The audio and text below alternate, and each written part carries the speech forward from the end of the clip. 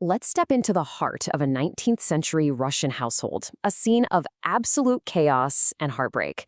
All is not well in the Oblonsky home, and Tolstoy, well, he throws us right into the eye of the storm. And this really is the question that beats at the very core of this opening chapter. It's a crisis that tests everything: the family, the marriage, and a woman's entire place in the world. It is, and what's so brilliant is how Tolstoy immediately unpacks this, not just as a fight between a husband and wife, but as a really profound social dilemma. So here she is, Darya Alexandrovna, or Dolly as she's known, in a state of utter disarray. She's just found out about her husband's affair with their children's governess. Her entire world has just collapsed.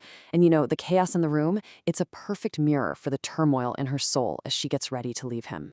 You can feel it, can't you? This isn't just a fleeting moment of anger. This line, it captures this deep conviction she's been repeating in her mind for 3 days straight. The life she knew is over, and she feels she has to do something. But what? And right at this moment of desperate decision-making, in walks her husband, Stepan Arkadyevitch, Steva. The moment of reckoning is finally here. And this is our first real glimpse into Steva. Now, he's usually so cheerful, so carefree, but he's immediately struck by the seriousness of what he's done. But what Tolstoy does so brilliantly here is show us his confusion.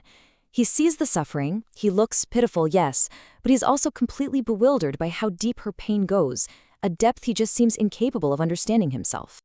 And just like that, Dolly's composure completely shatters. This isn't a conversation anymore. It's a raw explosion of pain.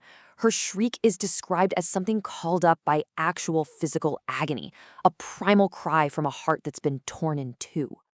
It's about so much more than the affair, isn't it? It's the complete destruction of the man she thought she knew. He's no longer the man she married. And that word, stranger, that's the real key. It's more than just anger. It's a statement of profound emotional alienation. The intimacy that defined their marriage has just been completely and utterly broken. And then, an interruption. The sound of her own child crying just pierces through her rage, and for a second, her face softens. And that, right there, is Tolstoy the master at work. He uses this simple, everyday sound to completely change the emotional temperature of the room. It's a reminder of her duties, her love for her children, and the life they all stand to lose.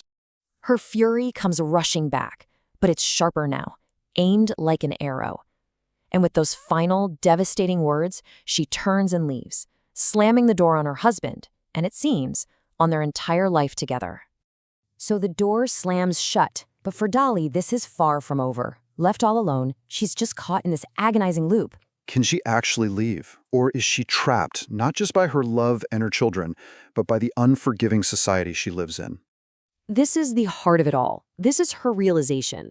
Even if they physically stay under the same roof, that connection is gone. And there's that word again, strangers, echoing with this terrible finality. Their marriage, as she once knew it, is dead. This intensely personal drama, this is where Tolstoy really begins to unspool the larger social commentary of the whole novel. Exactly. This isn't just about one marriage in crisis. It's about the very structure of 19th century Russian society, and, most importantly, a woman's place within it. Through this single crisis, Tolstoy is putting all these major themes on the table right away. You see the fragility of marriage, the clash between what you want and what society expects of you, and most critically, the severely limited options that were available to women like Dolly. Her pain isn't just her own. It represents a much, much wider social imprisonment. Just look at this comparison. It lays bare the incredible inequality of their positions. After their fight, Steva can just, put on his coat and head out for the day. But Dolly, she's trapped.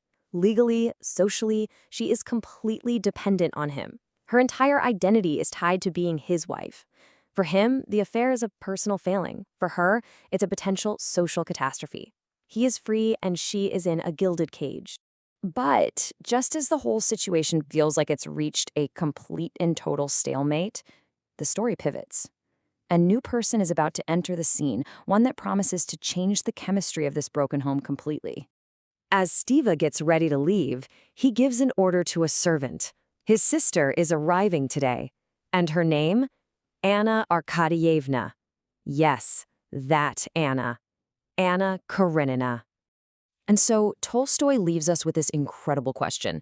The famous Anna Karenina, a woman whose own story will become this whirlwind of passion and social rebellion, is about to walk right into this quiet domestic tragedy.